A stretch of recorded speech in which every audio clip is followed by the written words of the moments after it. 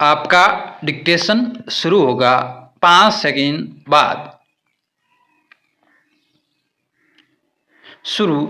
सुनहरे परिंदों के खूबसूरत पंखों पर सवार सांवले सपनों का एक हुजूम मौत की खामोश वादी की तरफ अग्रसर है। स्टॉप।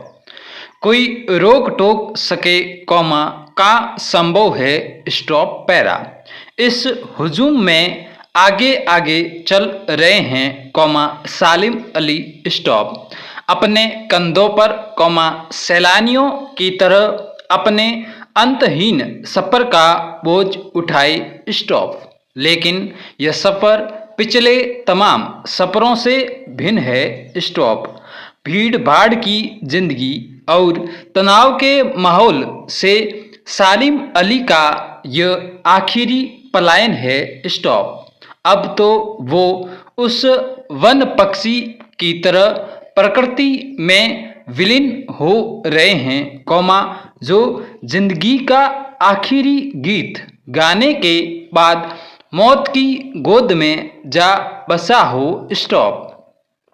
कोई अपने जिस्म की हरारत और दिल की धड़कन देकर भी उसे लौटाना चाहे तो वह पक्षी अपने सपनों के गीत दोबारा कैसे गा सकेगा। विस्मयादी पैरा। मुझे नहीं लगता कौमा कोई इस सोए हुए पक्षी को जगाना चाहेगा। स्टॉप। वर्षों पूर्व खुद सालिम अली ने कहा था कि लोग पक्षियों को आदमी की नज़र से देखना चाहते हैं। स्टॉप। यह उनकी भूल है कौमा ठीक उसी तरह कौमा जैसे जंगलों और पहाड़ों झरनों और आबशारों को वो प्रकृति की नज़र से नहीं कौमा आदमी की नज़र से देखने को उत्सुक रहते हैं। स्टॉप। भला कोई आदमी अपने कानों से पक्षियों की आवाज़ का मधुर संगीत सुनकर अपने भीतर रोमांच का सोता फूटता महसूस कर सकता है। Question para. एहसास की ऐसी ही एक उबड़ खाबड़ जमीन पर जन्मे मितक का नाम है सालिम अली पैरा। पता नहीं कौमा इतिहास में कब कृष्ण ने वृंदावन में रासलीला रची थी और शौक गोपियों को अपनी शरारतों का निशाना बनाया था। स्टॉप। कब माखन भरे भांडे फोड़े थे और दूध चाली से अपने मुंह भरे थे। स्टॉप।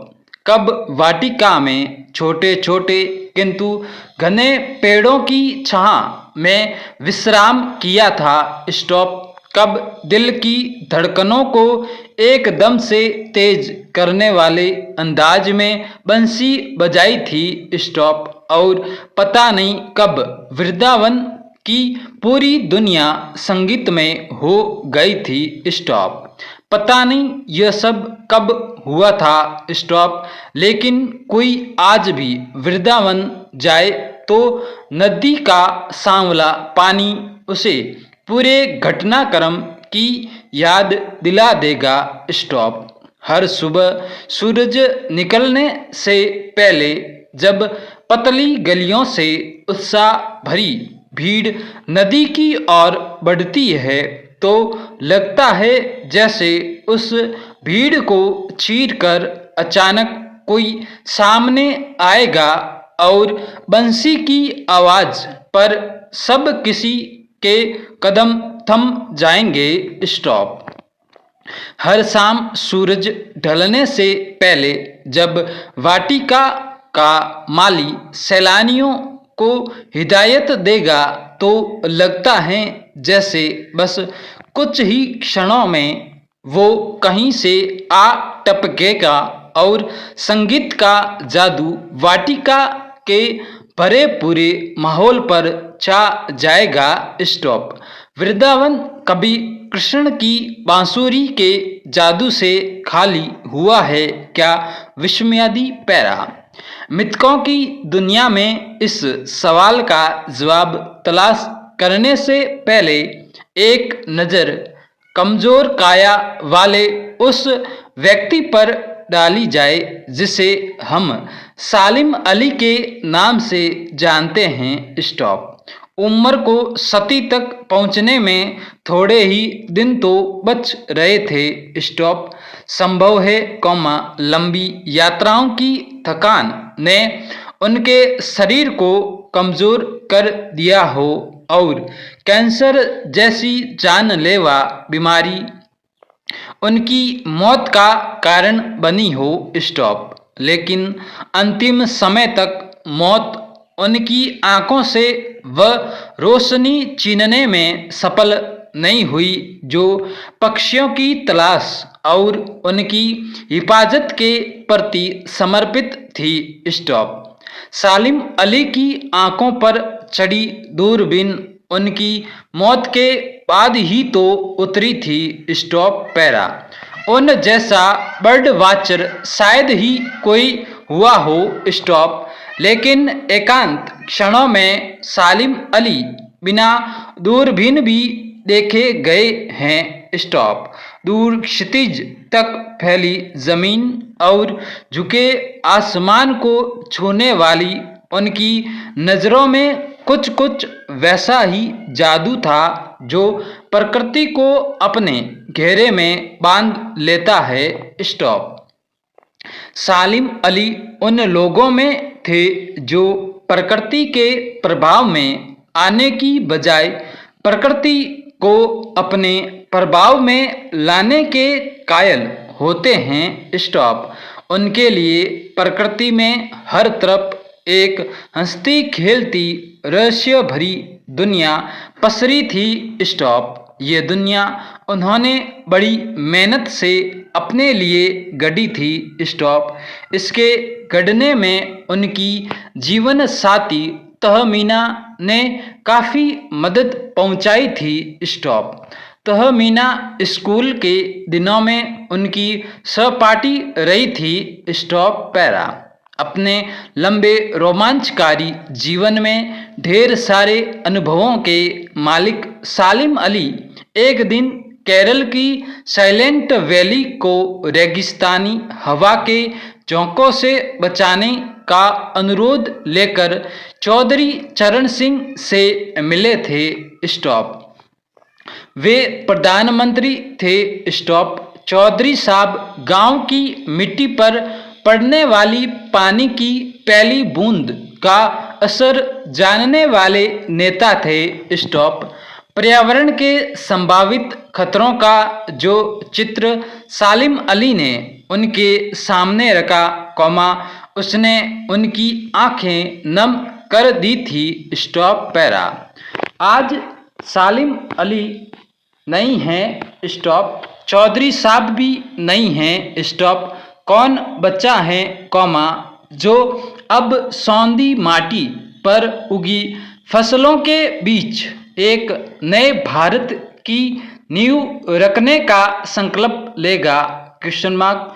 कौन बचा है कौमा जो अब हिमालय और लद्दाख की बर्फीली ज़मीनों पर जीने वाले पक्षियों की वकालत करेगा। Question mark. पैरा। सालिम अली ने अपनी आत्मकथा का नाम रखा था fall of A sparrow. Stop. मुझे याद आ गया कौमा D.H. लॉरेंस की मौत के बाद लोगों ने उनकी पत्नी फ्रीडा लॉरेंस से अनुरोध किया कि वह अपने पति के बारे में कुछ लिखे। स्टॉप। फ्रीडा चाहती तो ढेर सारी बातें लॉरेंस के बारे में लिख सकती थी। स्टॉप। लेकिन उसने कहा मेरे लिए लॉरेंस के बारे में कुछ लिखना असंभव सा है। स्टॉप। मुझे महसूस होता है कौमा मेरी छत पर बैठने वाली गौरैया लॉरेंस के बारे में ढेर सारी बातें जानती है। स्टॉप। मुझसे भी ज़्यादा जानती है। स्टॉप। वो सचमुच इतना खुला खुला और सादा दिल आदमी था। स्टॉप। मुमकिन है कौमा लॉरेंस मेरी रगों में कौमा मेरी हड्डियों में समाया हो। स्टॉप। लेकिन मेरे लिए कितना कठिन है उसके बारे में अपने अनुभवों को शब्दों का जामा पहनाना। स्टॉप। मुझे यकीन है कौमा मेरी छत पर बैठी गोरैया उसके बारे में और हम दोनों ही के बारे में कौमा मुझसे ज़्यादा जानकारी रखती हैं। स्टॉप। पैरा। जटिल प्राणियों के लिए सालिम अली हमेशा एक पहेली बने रहेंगे। स्टॉप। बचपन के दिनों में उनकी एयर गन से घायल होकर गिरने वाली नीले कंठ की वह गोरैया सारी जिंदगी उन्हें खोज के नए नए रास्तों की तरफ ले जाती रही। स्टॉप। जिंदगी की ऊंचाइयों में उनका विश्वास एक क्षण के लिए भी डिगा नहीं। स्टॉप। वो लॉरेंस की तरह नैसर्गिक जिंदगी का प्रतिरूप बन गए थे। स्टॉप। पैरा। सालिम अली प्रकृति की दुनिया में एक टापू बनने की बजाय अथाह सागर बनकर उभरे थे। स्टॉप। जो लोग उनके भ्रमणशील स्वभाव और उनकी यायावरी से परिचित हैं उन्हें महसूस होता है कि वो आज भी पक्षियों के सुराग में ही निकले हैं और बस अभी गले में लंबी दूरबीन लटकाए अपने खोजपूर्ण नतीजों के साथ लौट आएंगे। स्टॉप। जब तक वो नहीं लौटते कौमा क्या उन्हें गया हुआ मान लिया जाए विस्मयादी। मेरी आंखें नम हैं कौमा सालिम अली तुम लौटोगे ना विस्मयादी। पूर्ण विराम।